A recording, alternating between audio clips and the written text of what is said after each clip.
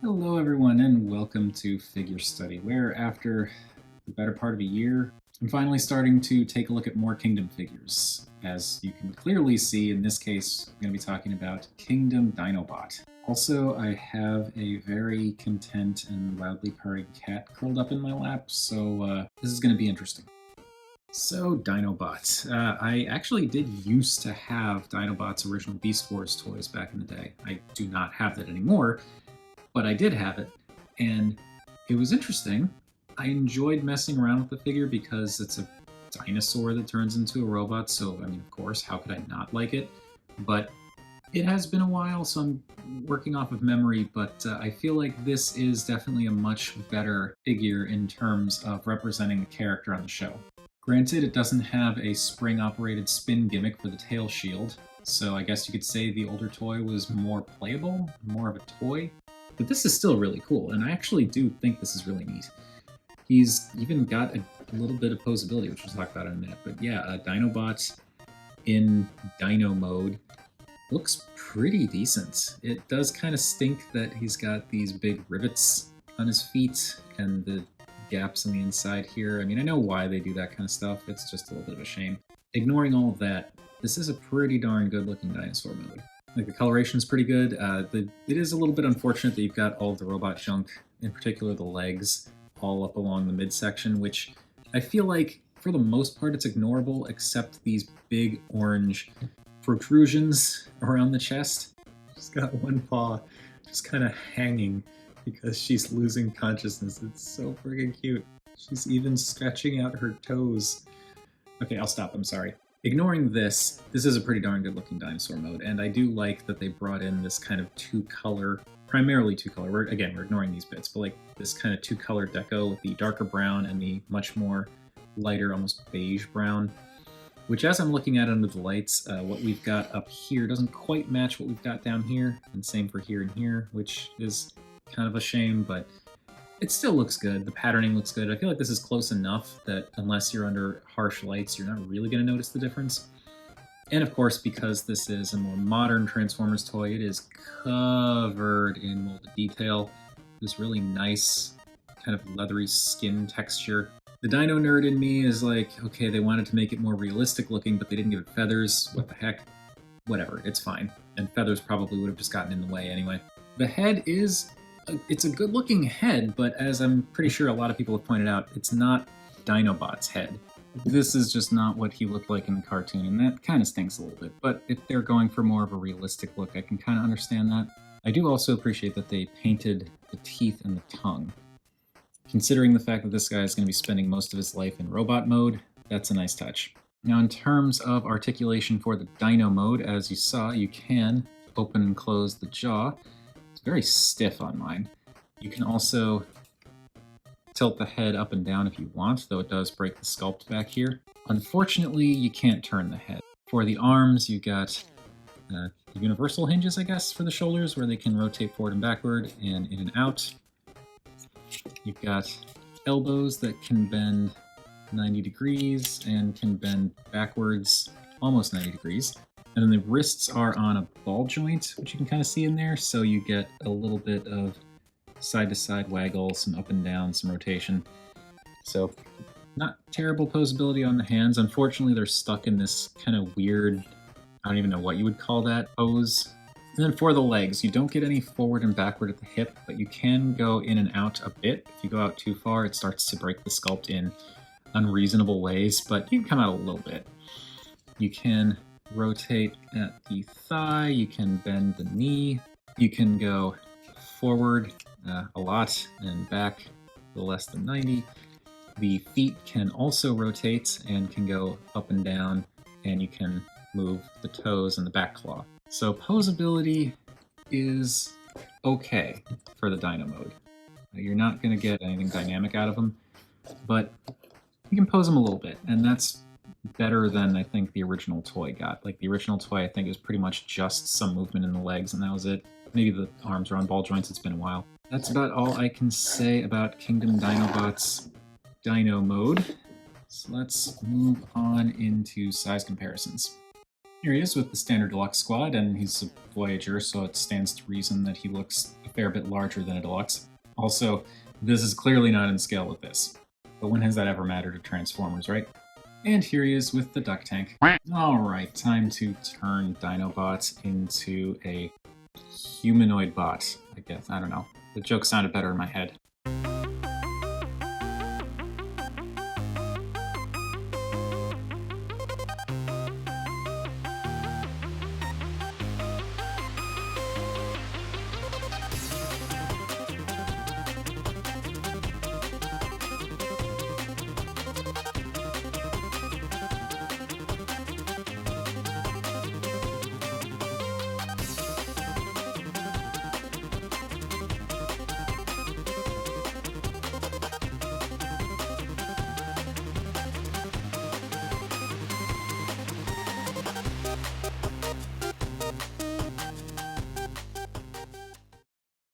And here we've got Dinobot in his robot mode, and this is pretty cool.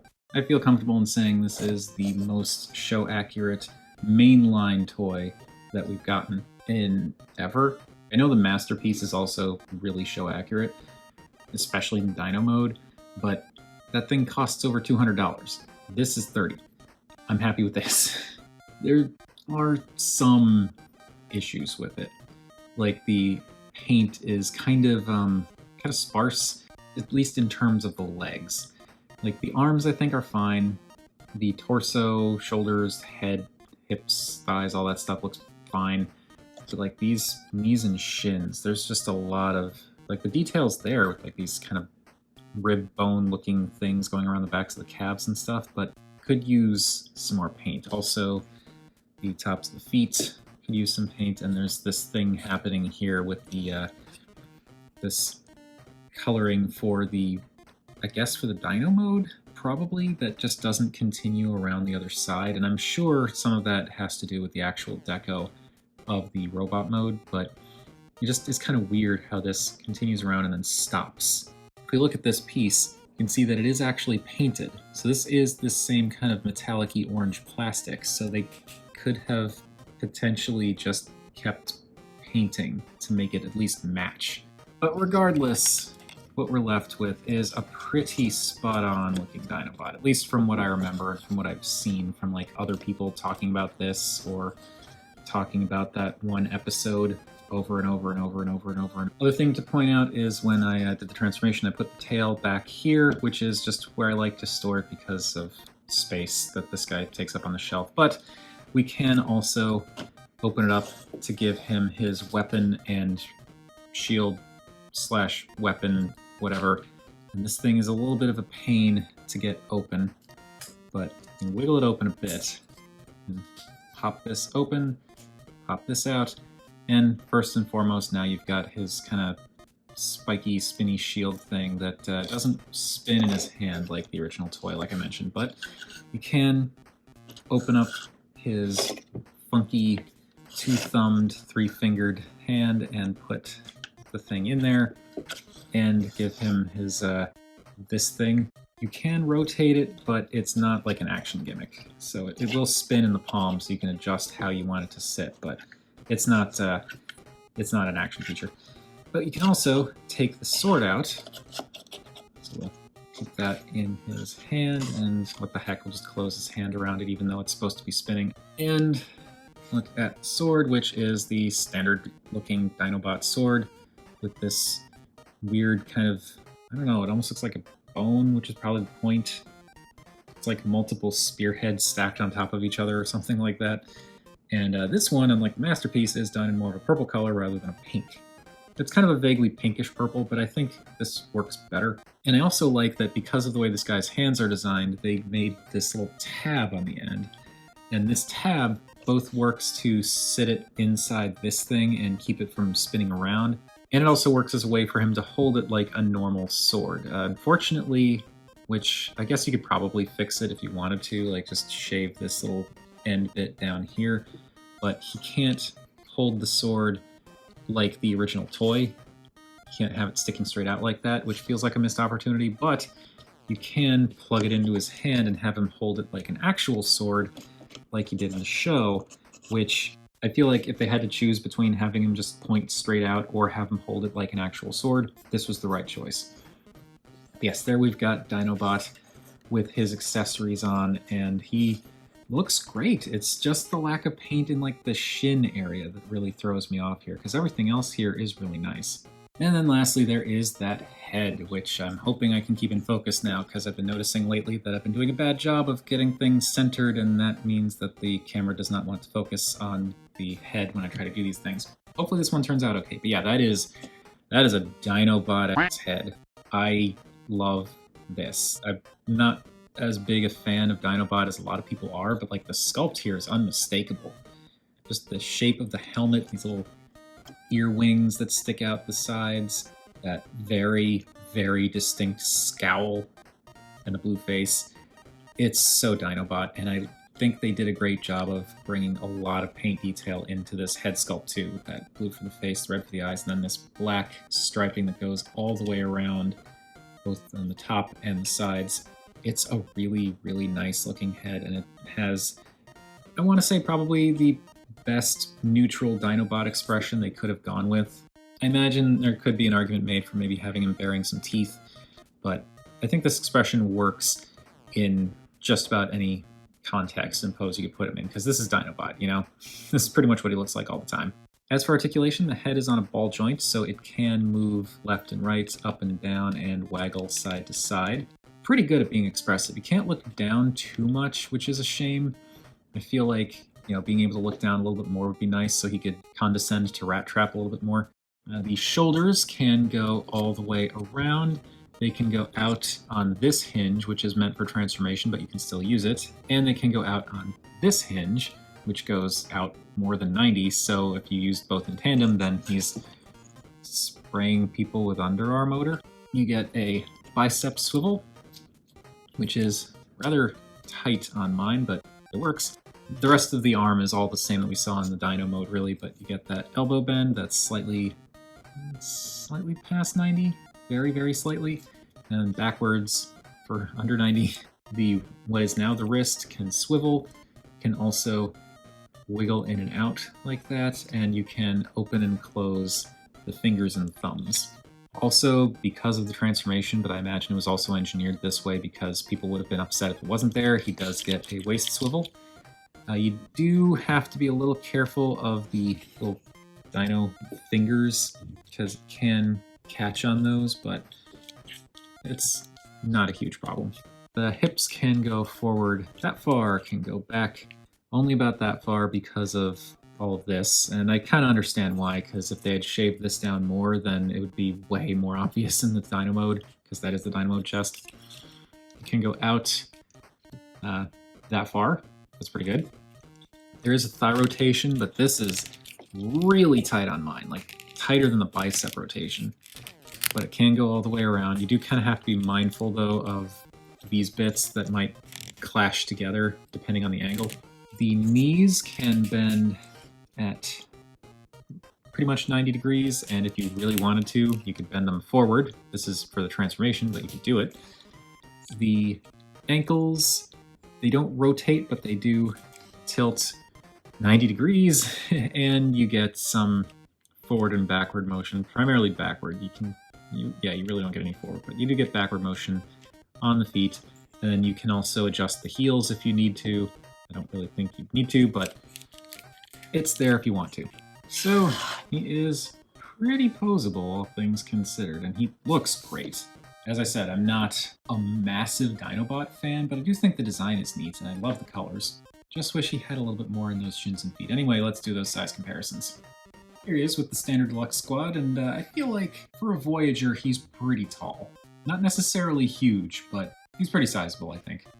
I'm branching out into, I guess, an older comparison, but still a relevant one, I think. Here he is with Generations or Thrilling 30 Rhinox, and I know this is not Kingdom Rhinox. I had Kingdom Rhinox, and honestly, I didn't really like him very much. I thought the robot mode looked pretty good, and the Rhino mode looked good, but I just didn't like that transformation at all, in particular the legs. So I stuck with Generations Rhinox, and that is the comparison that we're doing today. So yes, here is Dinobot with Rhinox, and I have no idea how accurate this is. It feels wrong, because I feel like Rhinox is massive compared to all the other Maximals. Well, all the other main cast Maximals from like the first season, but it's been forever since I've seen Beast Wars, so it's entirely possible that Dinobot is way taller. And here he is with Black Arachnia, and this feels a little bit better. What can I say? I'm not a Beast Wars super fan. I'm not even really a Beast Wars fan. I just have some fond memories of it, primarily because I would occasionally catch an episode of the show and then get the toys. I don't know, it tickles my nostalgia a bit, and seeing this, like, two really nice updated versions of the characters and the toys, it makes me happy. And here he is with the Duck Tank. So that is gonna do it for Kingdom Dinobot, and as I've said, this figure is really cool, honestly. And this is coming from someone who's not a massive Beast Wars fan. The transformation is actually really kind of clever and interesting to do. I wish that the Dino mode had a little bit more articulation. At the very least, I wish it had a neck swivel, but there's probably some engineering reason why they didn't add that. I really don't feel like I can argue with or nitpick the results too much, because this does look great aside from the paint that's needed in like the lower leg section there. Maybe someday I'll get around to painting those shins, and then I won't be so obsessed with pointing that out all the time. But with all of that said, that has been my look at Kingdom Dinobot. Yay, I finally did another Kingdom figure, woo! What do you all think of this guy, or the Grimlock repaint? Whatever your thoughts, feel free to chime in down below. I always enjoy hearing from you all. If you like this video or any of the other videos that I've done and want to support the channel in addition to watching the video in the first place, there is also a Patreon that you can sign up for. It's a single $1 tier that gets you early access to new videos, access to the occasional behind-the-scenes post that I might make, and eventually, hopefully, I'll be doing polls so you'd be able to have a little bit of input on stuff that happens on the channel. With all that out of the way, thank you everybody for watching, and remember, grumpy old art is more than meets the eye.